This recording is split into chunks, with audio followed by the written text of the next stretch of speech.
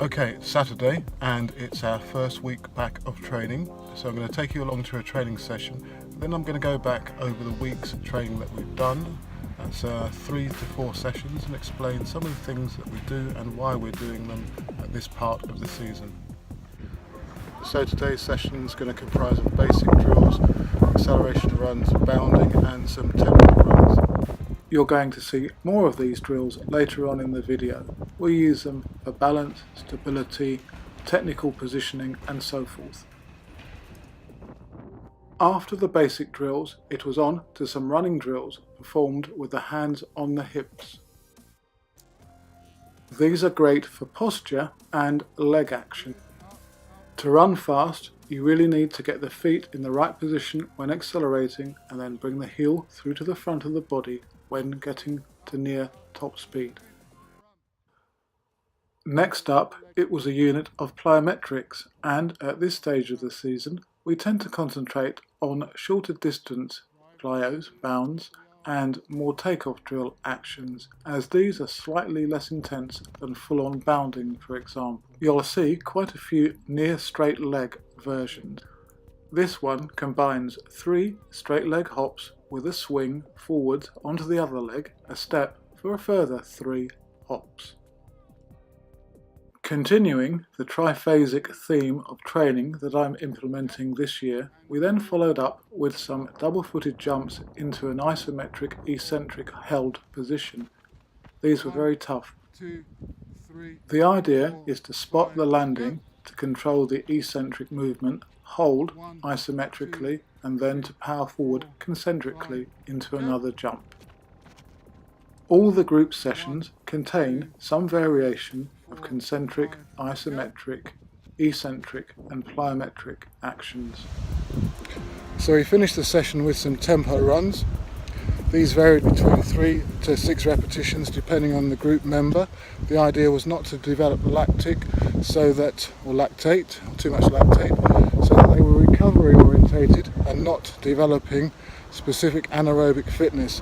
What you don't want is to increasingly tire the body at this stage. You want to remain fresh enough to train again.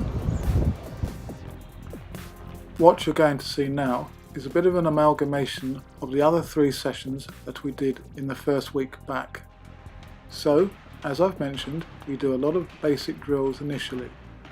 I've got a lot of variations of these exercises, from lunges to marching to foot strike drills, for example. Agility exercises are also included within this section or segment of the session, working on lateral, backwards and held positions.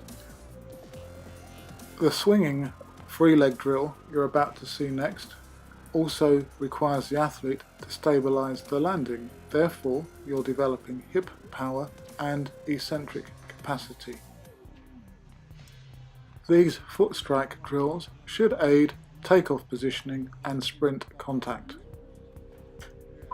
Regular channel viewers will also know that skipping drills form a big part of my training program throughout the year. We'll even do skipping races in order to develop that greater foot speed and contact speed.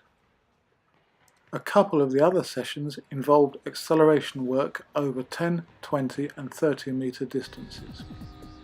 For some, hands were placed on hips again. And a further variation requires the athlete to remove their hands from their hips and to sprint normally.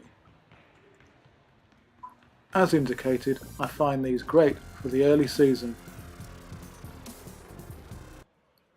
Our second session back also featured these box plyometrics, where the idea is to keep the leg straight on contact on the box and on the track surface.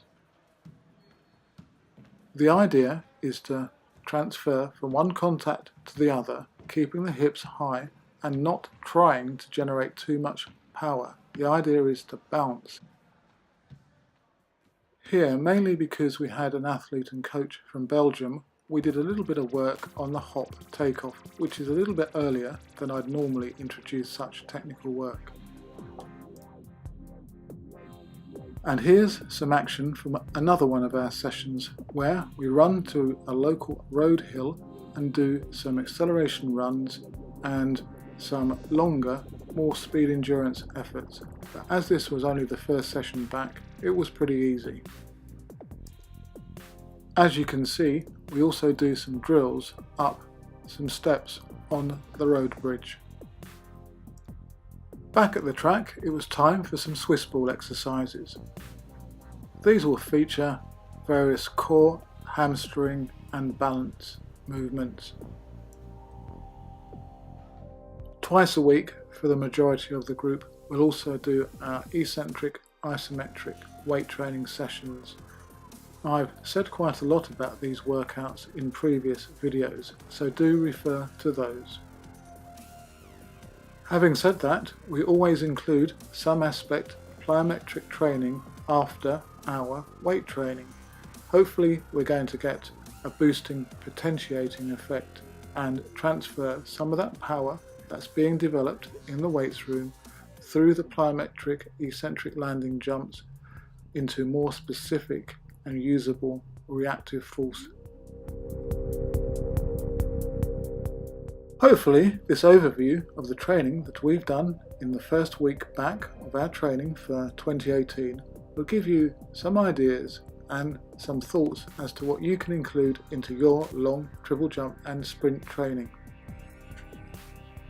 Remember that a less is more approach is more likely to get positive results than one that features lots and lots of volume. Always be specific. Work on speed, technique, reactivity and power. As usual, good luck with your training and competitions, and do subscribe to the channel and leave any comments you may have below in the section or through my other social media.